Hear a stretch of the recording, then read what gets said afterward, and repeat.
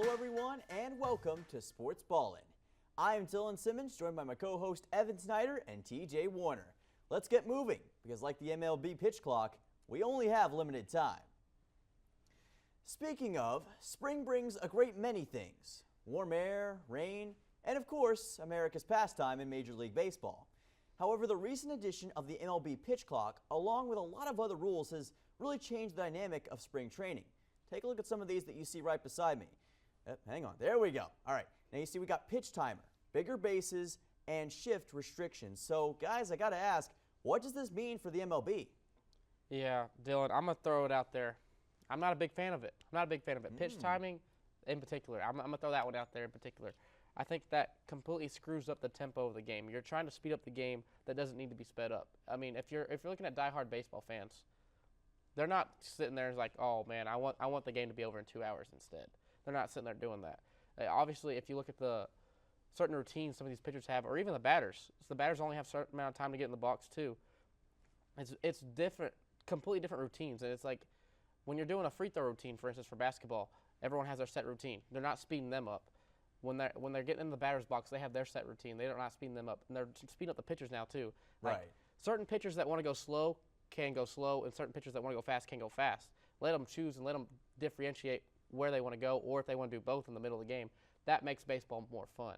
Now, when everyone has to go fast, you know what's coming, and you don't have like that choice of the tempo. I don't like that part at all.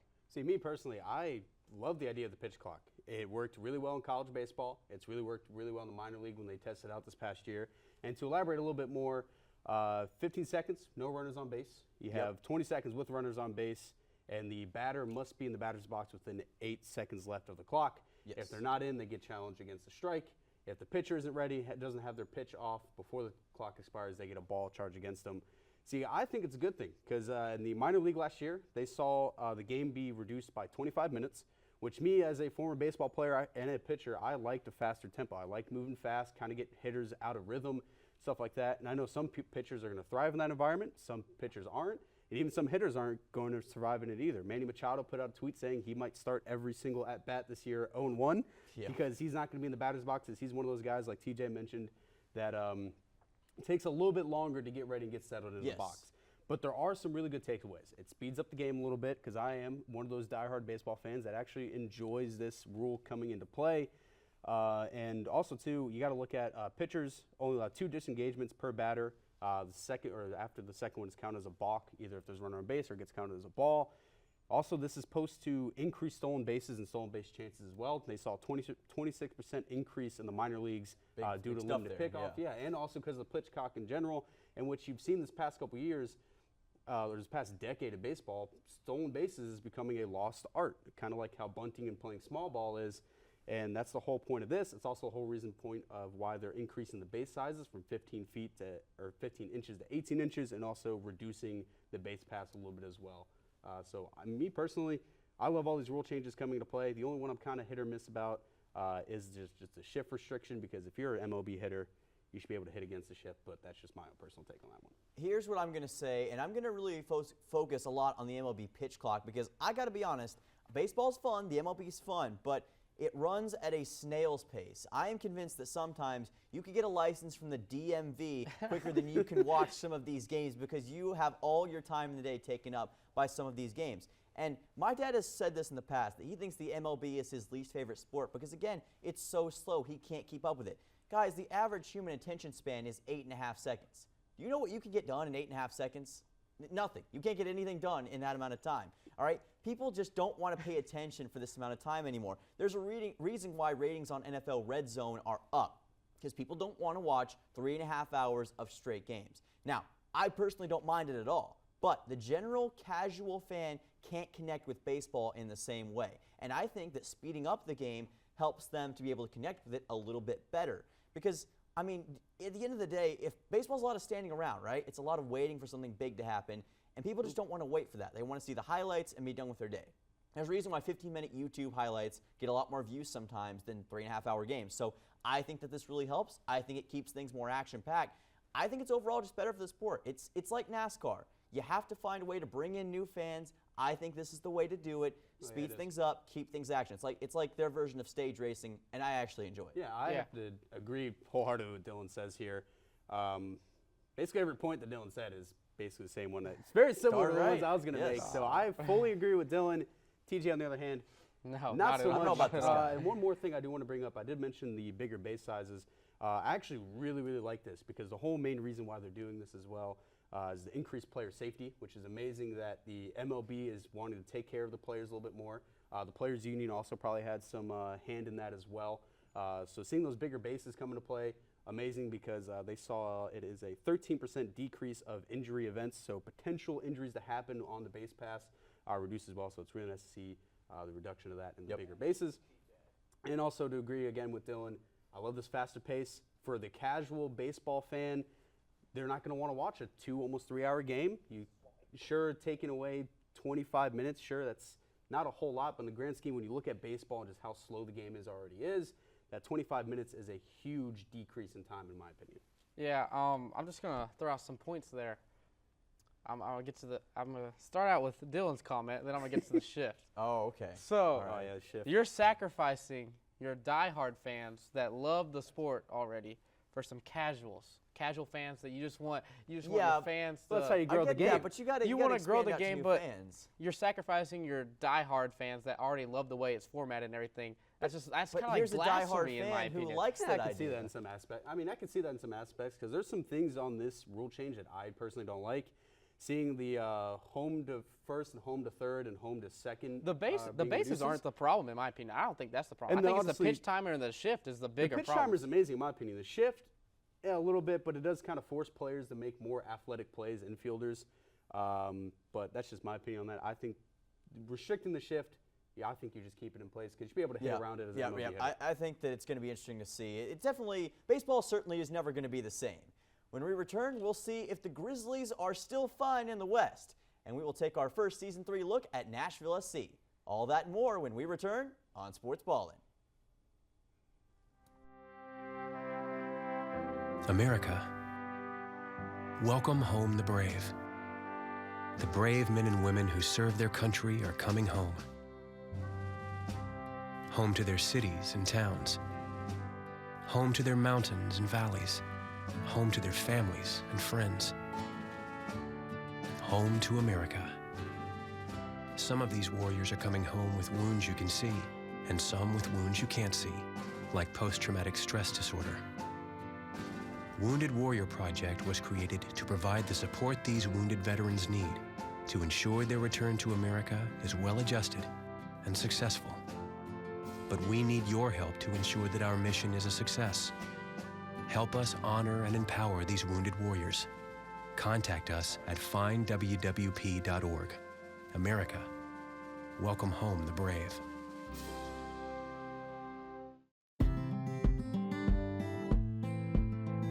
You can't buy a best friend. You can love them, pet them, care for them, whether they want you to or not. You can take a picture or 50. You can bring them with you wherever you go. You can jump, yell, hide and go seek, play dress up, or not. Go for a walk, or not. You can fly to the moon, travel the world, or just stay in bed. You can't buy a best friend like that. But you can adopt one. 'Cause we're connected. We're connected.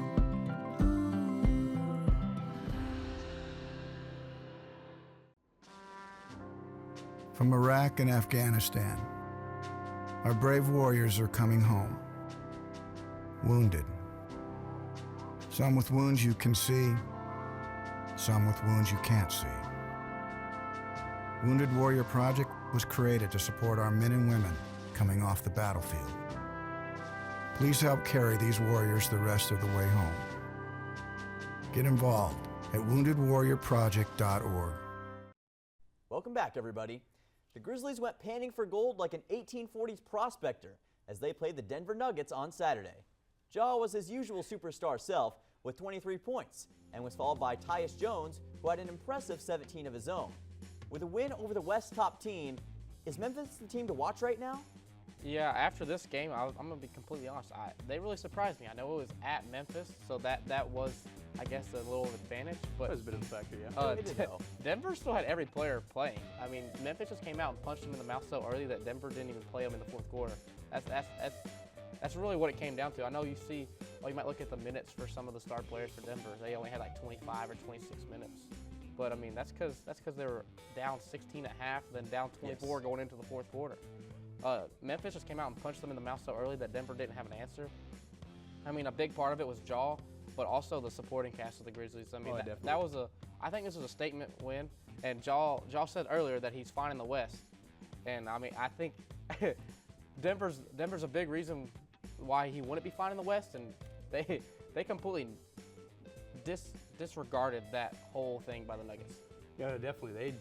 The Grizzlies came out, played a really solid team game. Sure, you had John Morant pop off a little bit, but like TJ just said, everybody contributed to this win, and that's what you have to contribute and really look at when they beat the Nuggets, because they are the best team in the West. This is probably going to be the biggest challenge the Grizzlies are going to face. Record-wise, yes. But I think, honestly, when it comes time to playoffs, it's this team and the Suns that you're going to have to worry about, and the Kings a little bit. Maybe the when it comes Mavs to the throw play. in there. Yeah, you throw the Mavs in there a little bit too. Mavs are in there, maybe Clippers. But you look at record-wise, you Maybe have Curry the comes best back team. to Warriors. See, we just keep naming all the West teams. All the West teams. Ain't having another Warriors can just come out If of they left make the field and playoffs, come out of they're nowhere. good. We don't see the Warriors again. But the Grizzlies did beat, on paper, one of the best teams in the West at the moment, and it really does send a statement to the rest of the West to be like, hey, the Grizzlies are here to play, and they're here to make a charge for the Western Conference Championship. This is also a huge bounce-back win after losing to the 76ers.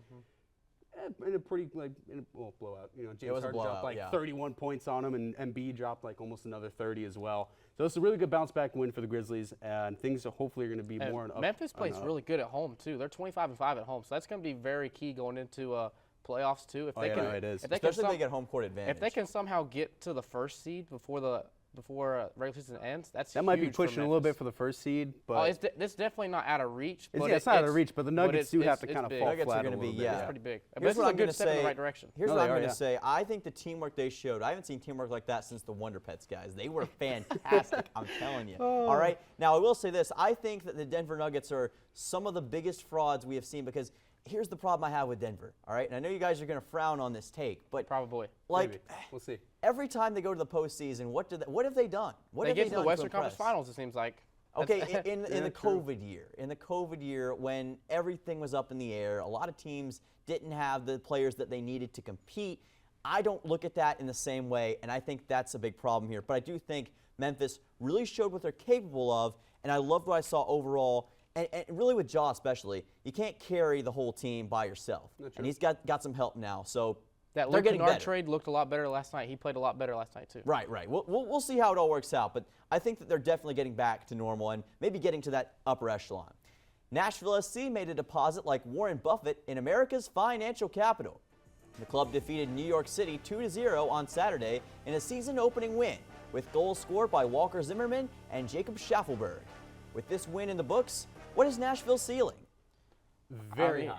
I agree, actually. Very high. I think this is a pretty dominating win by Nashville SC. I mean, absolutely. You gotta love to see it. And to start the way they did, I just think they started out with a bang for real. Like I love this win for Nashville for sure. Yeah, definitely. And New York City, they are a pretty solid team. They Very were, solid, however, missing 3 star players and key players in their lineup due to injury. But again, Zimmerman came out, played really, really well. Just Nashville was moving the ball around really well, just kind of really picking apart New York's defense in their zone. But you do kind of have to look at New York did have about 65% of the possession time in this game. They did. So we need to look for Nashville to kind of up that possession a little bit more and be more aggressive to the ball. But they did have some really, really good plays and were able to get the ball away from New York. But again, Joe Willis also really popped off, stopped 2 really key shots on goal, really only 2 that New York had the entire night. And it was also really nice to see our boy MVP and Golden Boot winner, Hani Mukhtar, making his debut. Didn't come until the 80th minute because he is dealing with some hip problems. But Right.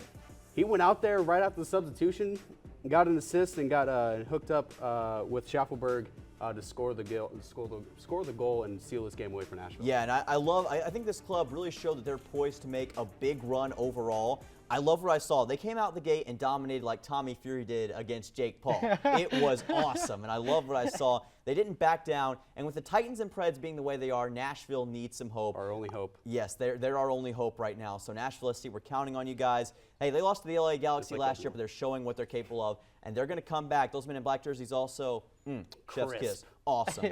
All right, so Nashville is definitely powering up against the MLS. When we come back, we're going to heat it up like Subway toasted bread with our hot takes of the week. Stick around.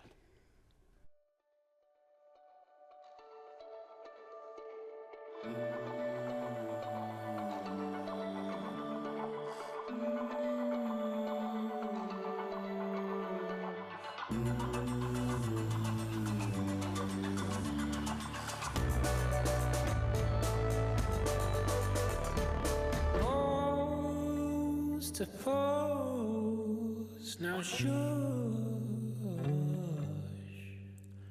She makes the sound she makes to calm me down.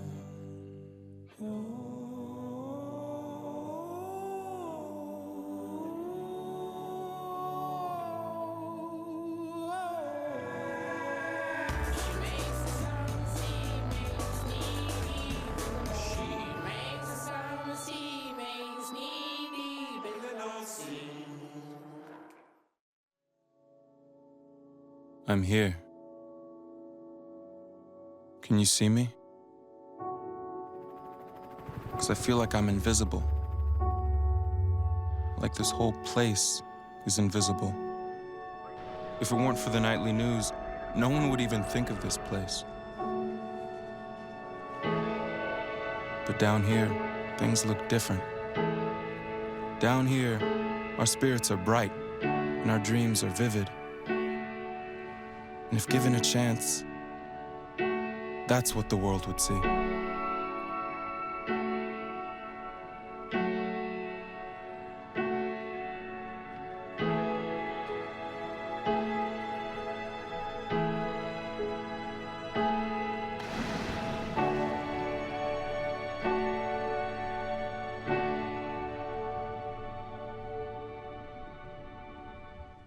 In the past 50 years, we've made a lot of progress in smoking prevention. But if we don't do more, 1 out of every 13 children alive today will die early from smoking. That's 5.6 million precious lives we can save. Together, we can make the next generation tobacco-free.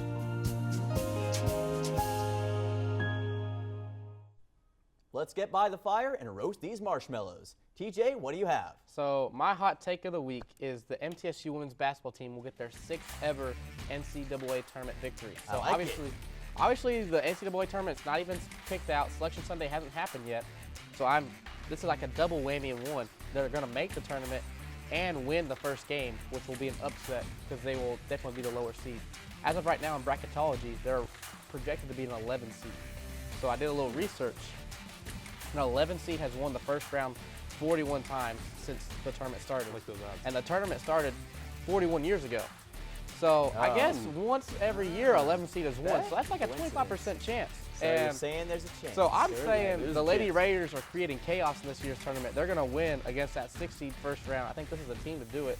This is Rick Insel's best team he's had in a while. Oh, yeah. And, I mean, these girls can spread it out. They can shoot the ball. They can play defense. They play great team basketball too. They get to the line when needed. They just really control the pace of the game a lot. I just love watching this Lady Raiders team. I thought I watched watching last year's Lady Raiders team. This year's completely different too. I mean, and they're ranked in the AP. They're ranked 24 now in the new AP poll. Yep. I mean, even if they don't somehow win the Conference USA tournament, I think they're going to get an at-large bid. Yeah, get a bid or some kind of. I mean, I got to agree with you wholeheartedly. Lady Raiders this season playing amazing. Glad to see. I mean, we all saw what they did in Louisville when playing them. So I have to agree with TJ on this one. And I think, honestly, if they win that first round, the hype is just going to continue. The hype train's going to get rolling, and they might even win. Probably, honestly, I'm going to call it. They're going to go all the way. No, No, I'm not saying Okay. Here's what I'm All gonna say. right. I That think wasn't the they hot take. could- That wasn't the hot they take. could That was get- mine. They'll get to the tournament, and I think that they could very well maybe win one. I think they could win 2 games. I'm going to say they go to Sweet 16. They're going all the way. I really think. Let's I'm go not gonna dancing. Go that far, Let's go but I think they dancing. got a lot of potential. Look out for this team, though. They're going to be dangerous. Don't go anywhere because they're going to be one to watch. All right, Evan, what is your hot take? All right, mine is about Will Simpson. He's a University of Washington baseball player. Got ejected for a home run celebration, but take a look at this clip here and tell me what you think here, boys. I mean, I'm looking at this right now, and okay, so he let's go with the bat, right? All right, okay. Also- Round it. Look at the form. Look at he underlines his name. He's being passionate about the game and his team. What is so wrong about this? I don't understand. And wasn't the manager thrown out as well after this? I'm pretty sure. All I know is he got ejected. The manager might have got, the third base coach might have got ejected. Probably most likely Is the manager. this what defending him. we've come to, that we can't But- have any fun? Is this what umpires want? Like, they must have went to the Joe Buck school of disgusting acts, because this is just ridiculous. Why are you gonna throw a guy out? No fun. Like, in my This opinion, is no laughing matter. This is serious. in my opinion, the ump should have let him do more. He should have thrown that bat 20 feet in the air Oh, higher. man. Joe I don't Buck. care what he does. He could have twerked on the way down home baseline, third baseline. I don't care. Exactly. He shouldn't have been thrown out for So that. my whole hot take though is yes, Will Simpson should not have got thrown out of this Calm game. yourself. He should not have got thrown out of this game. I'm going to agree with Dylan on this one and also TJ. I think the umpires are just kind of looking for a reason to throw him out on this one. And he bat flipped it. I'm going to give him, honestly, out of the whole celebration, that's a 9.5 out of 10. That's one of the best ones I've seen in a while. It's a good one. But yeah, I don't think he should got ejected for this. And again, if they're ejecting him for that, for a simple bat flip, underlining the Washington and dapping up his just third base stupid. coach, then you might as well not let anybody bat flip, not let anybody mire any home runs, and just take the fun back out of baseball. I mean, but college baseball is based off around having fun and having these guys having big moments. And that home run also tied up the game as well. So let them celebrate a little bit. And if you're throwing them out for that, you got to throw out everybody then that's bat flipping. Right. and I'm going to make celebrating mine like that. short and sweet here, guys. Nashville will get an MLB team within the next 5 years. I'm calling it right now. You got to look at the initiative that they've shown and what they've done. We've already got stadium proposals out. You can see it on the screen right there as well. Beautiful stadium. Beautiful by the stadium, way. looking great. And I think when you look at this team, Nashville's a booming market. They're getting more and more people to come in, and they love their sports teams. And look at how people have embraced the Braves. I can't walk through Bragg without tripping over somebody who wants to talk about Ronald Acuna, all right? So you're telling me that they're not going to embrace a Nashville MLB team? They absolutely will. It's going to be huge. And I mean, look at what the Sounds have done to capture the local populace. Look at the work that the Nashville Stars program has done. True. And you see that this is moving forward with great momentum. I think it would be a perfect place for an MLB team, guys. The big question is it an expansion team or is it a team relocating? And here's Because the you thing, I because think that look you prefer an expansion team, but Yes. if the Oakland A's, and I really want them to stay in Oakland, but if nothing else works, You also have the Tampa Bay Rays, who also need a new home as they, well. they can't leave Tampa Bay, man. They're perennial I mean, contenders. they're not really Tampa Bay Rays. They're in Clearwater. They're Sorry, in all St. Petersburg. St. Petersburg. Yeah. That's what I was gonna say. Yeah. Clearwater. I think Same general I think location. Nashville's going to get a team. Is it going to really be within the next 5 years though? That's the hot take in my opinion. Is that All right. that's the question to be answered? I don't know if it's going to be the next 5 years. I think they're going to get a team. I mean, we know very well Dr. Bacon wants Yeah, that to that- happen. He Dr. wants quick. that to happen. He Dr. wants that to Bacon, happen that's why I quick. think it'll happen in 5 years because Dr. Bacon will make sure that happens. has ambition. That man has Yes. ambition for it. He has passion for it. I think I have to agree with Dylan. We get a team within 5 years. It's just my only concern is it an expansion team or is it the Rays Yep. or the Athletics relocating to Nashville? I prefer an expansion team, and I think that's what we need to go for here. But time will certainly tell. And for now, we're going to see how that all works out. But when we come back, it'll be time for our Picks of the Week. Stay tuned here on Sportsballin.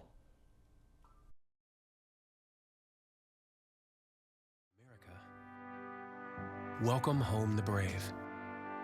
The brave men and women who serve their country are coming home. Home to their cities and towns. Home to their mountains and valleys. Home to their families and friends. Home to America. Some of these warriors are coming home with wounds you can see, and some with wounds you can't see, like post-traumatic stress disorder. Wounded Warrior Project was created to provide the support these wounded veterans need to ensure their return to America is well-adjusted and successful. But we need your help to ensure that our mission is a success. Help us honor and empower these wounded warriors.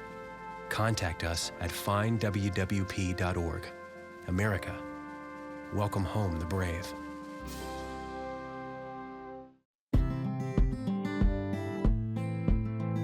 You can't buy a best friend. You can love them, pet them, care for them, whether they want you to or not. You can take a picture or 50. You can bring them with you wherever you go. You can jump, yell, hide and go seek, play dress up, or not. Go for a walk, or not. You can fly to the moon, travel the world, or just stay in bed. You can't buy a best friend like that. But you can adopt one. 'Cause we're connected. We're connected.